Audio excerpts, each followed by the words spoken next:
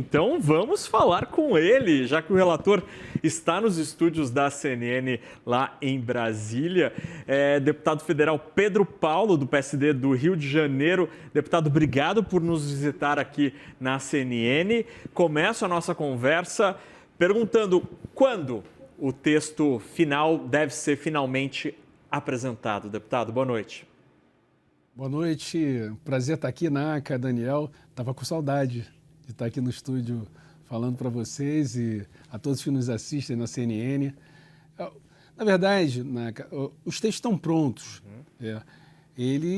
O principal, todo o conjunto de propostas que foi discutido no grupo de trabalho, que foi composto por 17 parlamentares de todos os partidos da casa. Então, assim, as propostas estão prontas, mas o que foi a estratégia e a determinação do presidente Hugo Mota, junto com os principais líderes, né, e até em acordo também com o governo, é que nós apresentássemos os textos, né, discutíssemos os textos com a bancada, para que a proposta fosse mais abraçada pelos partidos, recebesse a contribuição dos parlamentares, das suas bancadas, das suas visões. Eu tenho feito reuniões também com muitas frentes parlamentares.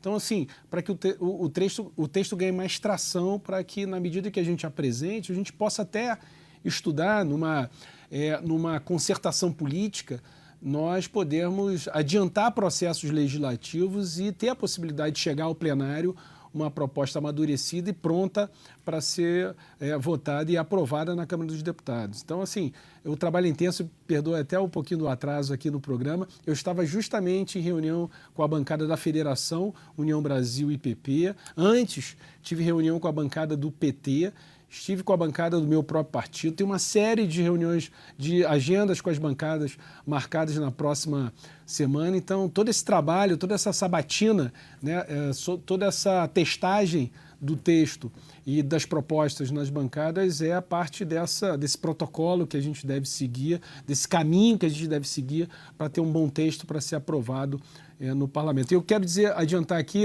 Daniel e Naka, a recepção tem sido bastante positiva em relação ao texto, seja em encontros com o governo, com partidos de esquerda, seja com partidos de centro, partidos mais alinhados a uma visão mais liberal, partidos de direita. Então, eu acredito que o texto está conseguindo avançar bem, muito diferente do que foi aqui, todo aquele passado, né, de discussões, de interdição do debate da reforma administrativa. Daniel Richner, por favor. Deputado, o senhor já disse que serão 70 propostas, ou em torno de 70 propostas ali dentro desses textos dos projetos da reforma administrativa. Não seria aqui o caso de listar 70 propostas, mas se a gente for pegar ali, destacar 2 ou 3 que o senhor percebe que tem mais apoio, mais consenso, que não vão gerar briga, quais a gente poderia destacar? Depois eu queria entrar também naquelas que são mais difíceis, mas quais que já têm, digamos, um certo amparo e apoio entre seus colegas? Olha, se vocês quiserem discutir as 70 propostas aqui, eu posso ficar 2 horas no ar aqui falando, com o maior prazer, seria uma honra. E tem muita proposta interessante, tá? Mas dizer para você, Daniel, vamos lá, só me permite um pouquinho mais extensa a minha resposta é o seguinte, porque é importante entender a lógica da reforma, né? Para dizer essas propostas, é importante situar ela. A proposta tem 4 eixos, a reforma administrativa. O primeiro eixo, governança e gestão. O segundo, transformação digital. O outro, RH público, que envolve muito o servidor e as formas de contratação. E um terceiro, que é a questão dos privilégios na elite dos poderes, né? Então, nesse primeiro trecho, gestão, governança, estratégia, eu destacaria 3 propostas. A primeira delas todo o cargo, todo chefe de governo que ganha uma eleição, um prefeito, um governador, o presidente da República, o que ele tem que fazer quando ele registra a candidatura? Ele tem que ter ali um plano de governo. Só que aquele plano de governo não é um conjunto de ideias, né? O que a gente vai exigir?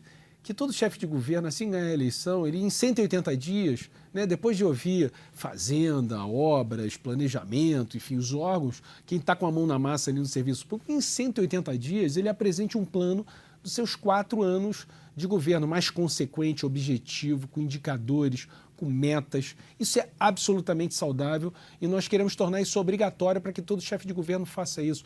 Por que essa proposta ela é fundamental para você estruturar todo uma cultura, medidas de meritocracia na gestão pública. Permitir, por exemplo, que equipes, secretarias, órgãos que batam metas de indicadores que foram ali pactuados possam receber 13º, 14º salário. Isso com base em todo esse modelo de incentivos vinculados ao mérito, que é muito importante no serviço público. A gente acredita muito que por exemplo, essas 2 medidas, o planejamento estratégico, a criação do bônus de resultado, vai atacar o coração da produtividade da administração pública. É muito importante isso. A produtividade é algo que atravanca o crescimento brasileiro e a produtividade no setor público, então, maior ainda, porque há sim uma ineficiência grande do setor público. Então, criar esses incentivos são fundamentais para que a gente possa fazer o Brasil avançar. Uma outra medida também importante nesse eixo é a correção de problemas no orçamento. A gente está trazendo um modelo, por exemplo, um modelo inglês que se chama, em inglês, Spending Review, que na verdade é um plano de revisão de despesas anual, para que você possa realocar melhor a despesa e até gerar economia. É também uma das propostas importantes que nós estamos trazendo nesse eixo de governança, estratégia e gestão. Tem outro eixo, transformação digital. Sem oferecer melhores serviços, com toda a oportunidade que a tecnologia nos dá, a gente não pode fazer um Estado mais eficiente. Então, por exemplo, o ato digital. Todo ato público tem que ser digital e rastreável. É uma medida nesse eixo de transformação digital. Por exemplo, a gente vai criar um ambiente de maior inovação no serviço público. Olha a quantidade de boas inovações que a gente tem na administração pública, o Pix, o GovBR, e isso foi criado a partir de laboratórios de inovação dentro do serviço público. A gente tem que incentivar ainda mais que a tentativa e erro, que é um mecanismo clássico da inovação, se erra muito para poder acertar e mudar, né? Assim foi com as grandes soluções de tecnologia. A gente precisa incentivar isso, tirar o peso desse erro consequente, desse erro responsável na administração pública. Então, isso está no universo digital. Eu destacaria, por exemplo, nesse eixo de recursos humanos, nós estamos criando uma medida, Daniel e Naca, que eu acredito que vai combater, sim, o governo tem tanto falado isso, o andar de cima e o andar de baixo. Existem profundas desigualdades no serviço público salariais e você tem uma tabela de remuneração única para os entes. O governo federal tem uma única tabela, igual, por exemplo, nos Estados Unidos, que tem 1.200.000 funcionários no Serviço Público Federal e tem uma tabela única. Todo mundo está ali, o presidente da República e o funcionário mais humilde do Serviço Público Federal. Em Portugal, por exemplo, é uma tabela para todo o Estado, mas Portugal é um pouco menor, né? É um Estado nacional. Então, a gente está criando a tabela remuneratória nacional. Nos entes também, no meu estado do Rio de Janeiro, vai ter que ter uma tabela única para todo mundo. Engenheiros e arquitetos que têm uma tabela vão ter que estar juntos numa tabela padronizada. Por exemplo, médicos e veterinários, todo mundo numa tabela única. O governador do estado, o juiz, né, a professora, o gari. Então, essa é talvez uma das medidas de maior transparência, de maior combate à desigualdade no serviço público brasileiro, é a tabela remuneratória. Nós vamos ter também o disciplinamento das contratações temporárias. É uma bagunça no Brasil hoje, as contratações temporárias. Vamos criar uma disciplina nacional. Assim, tem muitas medidas aqui, como eu disse, eu poderia ficar falando 2 horas aqui das medidas, mas essas são medidas importantes. Perdão, do 4º eixo, eu falei 4 eixos, né? Eu falei governança, falei transformação digital, falei da RH público, mas não falei dos privilégios. Né? Privilégio é importante. Uma das medidas que já está aí na imprensa, nós temos um conjunto de cerca de 30.000 servidores públicos que tem 60 dias de férias, diferente dos outros 99%, dos outros 12 milhões de servidores públicos e de todos os trabalhadores da iniciativa privada com carteira assinada. Imagina, então, aqueles que nem carteira assinada têm, né? Você você imaginar que tem um conjunto de 30 mil servidores que tem 60 dias de férias e alguns até gozam de recesso também. Então, você unificar isso, você trazer todo mundo para 30 dias de férias, eu acredito que é algo justo, né? Ninguém vai não vai ter um ferimento de direito por causa disso. Então, assim, é uma das medidas que combate que está nesse eixo dos privilégios. Uma outra é disciplinar verbas indenizatórias, né? Um abuso grande em verbas indenizatórias que, na verdade, viram remuneratórias e que aumentam muito, extrapolam o teto e sequer pagam imposto de renda. Então, essa também é um outro eixo dos privilégios. Eu vou parar de falar aqui, né, senão... Relator, eu queria... são ideias absolutamente interessantíssimas, porque, de fato, modernizam a máquina. Aí eu tenho uma pergunta específica sobre uma das propostas aqui que o senhor trouxe para a gente, dessa lista de 70. Ter uma tabela remuneratória nacional ou estadual, eventualmente, não pode gerar o mesmo problema que a gente tem hoje, por exemplo, no interior do Brasil ou nas grandes periferias, onde é muito difícil levar médicos que preferem trabalhar nas cidades centrais, nas maiores cidades ou nos bairros mais centrais e deixam de escolher nos concursos públicos os hospitais mais distantes, as localidades mais distantes. E aí aproveito para emendar a pergunta que o Kitchener fez e o senhor não respondeu. Quais os pontos da briga? Onde oposição e governo não concordam? Vamos lá, a tabela remuneratória ela não vai reduzir o salário dos servidores, ela não vai impedir que o município possa remunerar melhor um médico, um professor. O que vai dizer é o seguinte, cada ente vai ter a sua tabela, ou até mesmo entes consorciados. Por exemplo, o governo federal vai ter a sua tabela, um estado vai ter a sua tabela e municípios, o município pode ter a sua tabela unificada, padronizada, ou ele pode consorciar isso com outros municípios, ter uma mesma tabela. Mas por que não vai reduzir o salário? Porque ela é um padrão. Por exemplo, você pode definir uma tabela remuneratória, Naka, que seja de 1 a 20, por exemplo, ou 1 a 50, por exemplo. E você entende que o médico, aquela tabela remuneratória que começa com salário mínimo e termina, por exemplo, no teto, né, dos R$46 mil, que é do STF, você pode ter ali, você pode definir que os médicos concursados no meu município estão no nível 5 até o nível 15, até o nível 25, por exemplo. É uma gradação então, dentro do... É uma gradação. Isso não vai impedir você remunerar mais e remunerar melhor.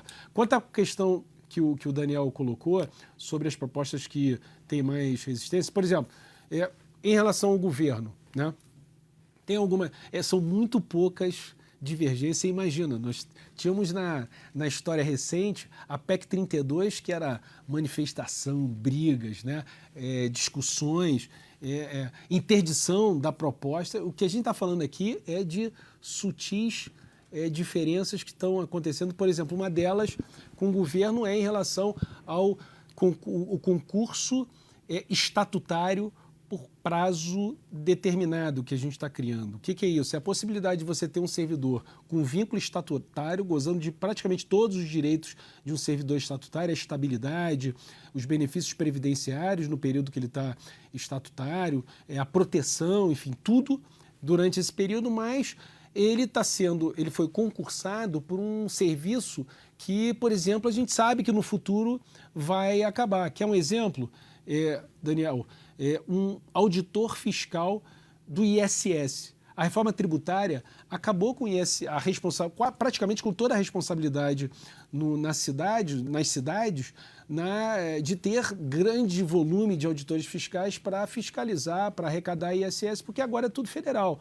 Então, o que acontece? Mas a gente tem um período da transição, que ela se conclui em 2033. Até lá, você pode ter a contínua necessidade de auditores fiscais do ISS, né, e não precisar ter um concurso para que esse auditor fique 70 anos na folha do serviço público, mas que durante 10 anos para cumprir aquela tarefa. Isso vai ser em casos extraordinários, não vai ultrapassar 10% do total da carreira. Então a gente fez já uma série de ajustes, até em conversa com o governo federal, que está diminuindo essa resistência. Mas você imagina, nós não estamos falando de acabar com a estabilidade do servidor, que era algo que impediu o avanço dessa reforma. Nós estamos discutindo aqui uma modalidade de vínculo que é absolutamente saudável, que não vai ferir estabilidade e que está reduzindo a resistência, mas tem ainda alguns no governo que têm dificuldade com essa proposta. Então, do campo dos privilégios, por exemplo, qualquer coisa que você fala, por exemplo, até mesmo redução de férias, o que parece assim impensável, você tem algumas resistências, tem resistência na questão das verbas remuneratórias, esses são pontos que a gente tem mapeado que vão oferecer esse tipo de resistência até o projeto chegar no plenário, e quando o projeto estiver no plenário para voto, são pontos polêmicos. Relator, Rittner, infelizmente a gente não tem mais tempo, assim, a gente está estouradaço aqui no tempo. Relator, ainda a gente tem muita história para conversar com o senhor, convidaremos muitas outras vezes, não prometo as 2 horas para falar dos 70 pontos, mas a gente volta a falar sobre esse assunto. Relator, obrigado de verdade pela conversa, peço desculpas pela indelicadeza aqui de interromper a conversa, agradeço também a Daniel Rittner, mas infelizmente o tempo estourou aqui. Obrigado pela conversa. Boa noite. Daniel, muito obrigado, um prazer, estou sempre à disposição.